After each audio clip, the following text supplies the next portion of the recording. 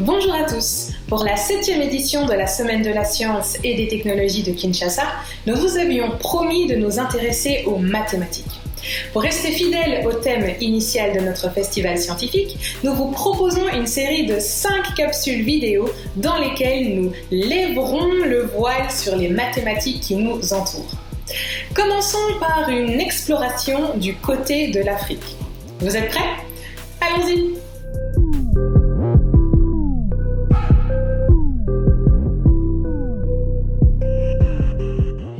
Lorsque je fais un jeu en classe avec mes élèves et que l'un d'entre eux doit comptabiliser les points, il dessine assez intuitivement des petits traits au tableau pour représenter les points gagnés. Mais depuis quand l'homme utilise-t-il des traits pour compter ?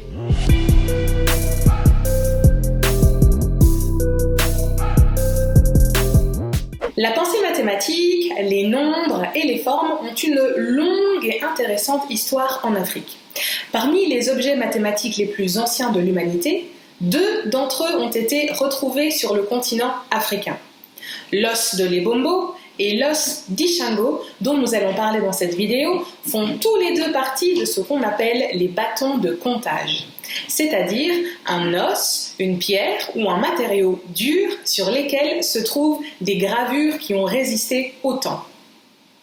L'os de l'Ebombo a été retrouvé dans les années 70 dans les montagnes de la région de l'Ebombo entre l'Afrique du Sud et le Swaziland.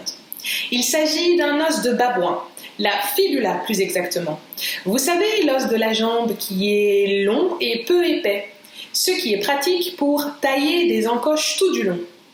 L'os de l'Ebombo date de 35 000 ans avant Jésus-Christ, ce qui ferait de cet os la première trace visible de l'émergence de calculs dans l'histoire de l'humanité. Il comporte 29 encoches taillées volontairement par une main humaine. Alors, le chiffre 29 n'est pas un hasard. Il représente par exemple le nombre de jours dans un cycle lunaire. Il correspond également à la durée moyenne d'un cycle menstruel chez une femme. Ce bâton de comptage aurait donc pu avoir de multiples usages. On trouve d'ailleurs des similitudes entre cette forme de comptage et le calendrier encore utilisé par le peuple San ou les Bushmen de Namibie. L'os d'Ishango confirme lui aussi la primauté de la pensée mathématique en Afrique. Il a été découvert en 1950 dans l'actuelle République démocratique du Congo par le géologue belge Jean de Henselein de Brocourt. L'os d'Ishango a entre 20 000 et 25 000 ans. On y distingue 3 colonnes de traits taillés dans l'os. La première présente un système d'addition et de soustraction à partir des nombres 20 et 10, comme ceci. 10 plus 1 qui correspond au nombre 11, 20 plus 1 qui correspond au nombre 21, 20 moins 1 qui correspond au nombre 19, 10 moins 1 qui correspond au nombre 9.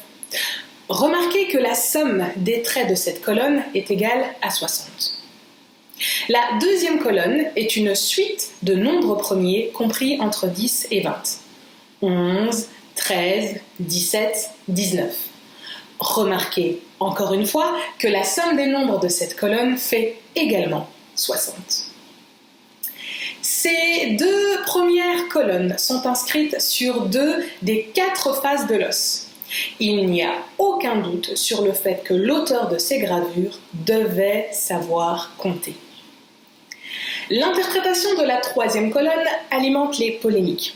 On y repère néanmoins l'existence d'un système de multiplication par 2. 3 multiplié par 2 qui donne 6. 4 multiplié par 2 qui donne 8. 5 multiplié par 2 qui donne 10. Une observation de l'os d'Ishango au microscope révèle d'autres détails qui permettent de penser qu'il servait peut-être aussi de calendrier lunaire. La nécessité de tenir un registre mathématique est arrivée très tôt dans l'histoire, ne fût-ce que pour établir les périodes de temps qui s'écoulent, pour déterminer le moment des semailles et des récoltes, ou encore pour prédire l'arrivée de la saison des pluies. Par exemple, dans l'ancienne Égypte, les inondations dues au débordement du Nil nécessitaient une révision annuelle de la division du pays. Ceci ayant également des conséquences sur l'économie du pays, il a fallu très vite mettre en place un système de poids et de mesures pour que propriétaires et commerçants puissent échanger leurs produits de manière équitable. Les opérations mathématiques que l'on retrouve sur les papyrus sont directement liées aux problèmes pratiques qui devaient être résolus au sein de la société. Les premiers symboles représentant des nombres apparaissent déjà vers 3400 avant Jésus-Christ. L'ancienne Égypte utilisait différents hiéroglyphes pour symboliser les unités, les dizaines et les puissances de 10. On constate encore l'utilisation d'un trait pour représenter l'unité, exactement comme celui utilisé intuitivement par mes élèves en classe. Permettez-moi d'ouvrir une petite parenthèse historique. À l'époque de l'arrivée des premiers hiéroglyphes, l'Égypte était vraisemblablement habitée par des peuples africains de peau noire, comme c'est encore le cas des Nubiens, contrairement à l'époque dynastique qui lui a succédé ou durant les différentes conquêtes suivantes que le pays a subies. Soulignons aussi le fait qu'en Mésopotamie, durant l'Antiquité, il était courant d'utiliser de petites pierres pour compter le nombre d'animaux dans un élevage, par exemple, ou tout simplement pour tenir ses finances. C'est de là que vient le mot calcul, qui signifie caillou en latin. Remarquez aussi que calcul est un terme utilisé en médecine pour désigner les cristaux se formant dans les reins. Je referme ici cette parenthèse historique. Au sein d'une société, les mathématiques vont également être véhiculées par le biais de l'art, de l'artisanat, du sport et des jeux, par exemple.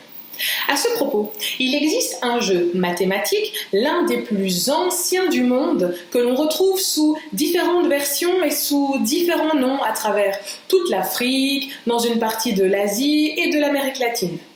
Le Mancala, l'Awalé, le Wari, l'Ayo ou encore l'Adi, le Boa, le Kweso ou le Soro et encore bien d'autres noms désignent tous un jeu à plateau de stratégie et de calcul mentaux.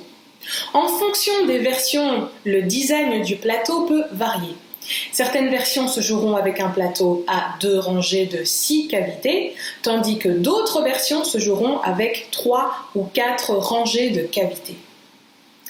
Au départ, chaque joueur possède le même nombre de pions, généralement des graines, des coquillages ou toutes sortes de billes réparties de manière égale dans les cavités du plateau.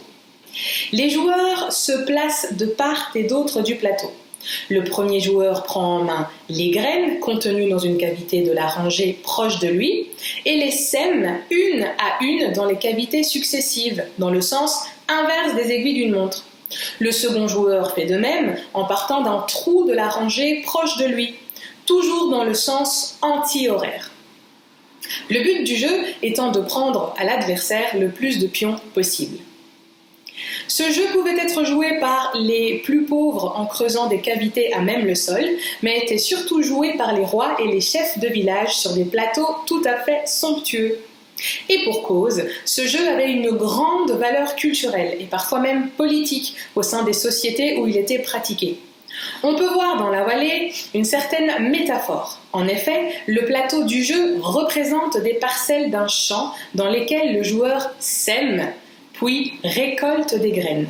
Certaines règles du jeu, comme la règle de la solidarité, qui oblige de nourrir l'adversaire quand il a faim et interdit d'affamer l'adversaire, démontrent l'esprit de partage ayant animé les créateurs de ce jeu de réflexion. Soulignons qu'en plus de la maîtrise du comptage, l'awalé implique le développement de stratégies assez élaborées et du coup de la nécessité d'anticiper par des moyens logiques tout à fait dignes des jeux modernes tels que le jeu de dames, le jeu de go ou les jeux d'échecs par exemple. Parmi les jeux mathématiques jouant un grand rôle sociologique, j'aimerais citer ici les sonas des peuples Chokwe et Shango que l'on retrouve en Angola et au Congo.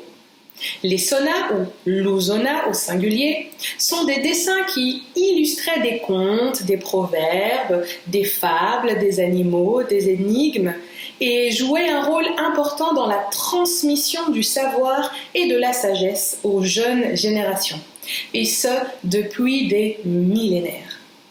Le conteur devait dessiner une grille de points en veillant à ce que ces derniers soient régulièrement espacés. Au fur et à mesure de la narration, le conteur traçait une courbe autour de ces points. Mais attention, le tracé du dessin devait être lisse et continu, fait de manière ininterrompue, c'est-à-dire sans que le doigt ne décolle du sol. Des symboles sont parfois ajoutés pour expliquer la signification du dessin. Le nombre de colonnes et de lignes dépend du motif souhaité et de l'histoire.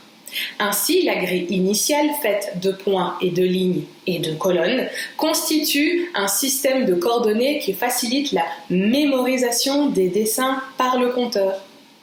Indépendamment des peuples Chokwe et Shango, ces courbes furent étudiées au XVIIIe siècle par le mathématicien Euler, à travers le célèbre problème des 7 ponts de Königsberg, l'actuelle ville de Kaliningrad en Russie, et qui est connu pour être à l'origine de la topologie et de la théorie des graphes en mathématiques. Cette tradition de dessin et de graphique sur le sable se retrouve également chez d'autres peuples. C'est notamment le cas pour les îles du nord de l'archipel Vanuatu. Ces dessins éphémères inscrits dans le sable ont été classés en 2008 sur la liste du patrimoine immatériel de l'humanité établie par l'UNESCO. Réussirez-vous à résoudre le problème du passage de la rivière ? En voici l'énoncé. Un homme possède un léopard, une chèvre et un paquet de feuilles de manioc. Cet homme, ainsi que ses possessions, doivent tous traverser la rivière. Malheureusement, le bateau ne peut transporter qu'une seule de ses possessions, en plus de l'homme lui-même. Si l'homme fait une première traversée en emportant les feuilles de manioc, la chèvre sera mangée par le léopard. Et en même temps, si l'homme traverse avec le léopard, les feuilles de manioc seront mangées par la chèvre. Du coup, quel serait le plus petit nombre de voyages que cet homme devrait effectuer pour que lui et toutes ses possessions puissent arriver de l'autre côté de la rivière ? À vous de jouer. On se retrouve pour la prochaine capsule et d'ici là, surtout, prenez bien soin de vous.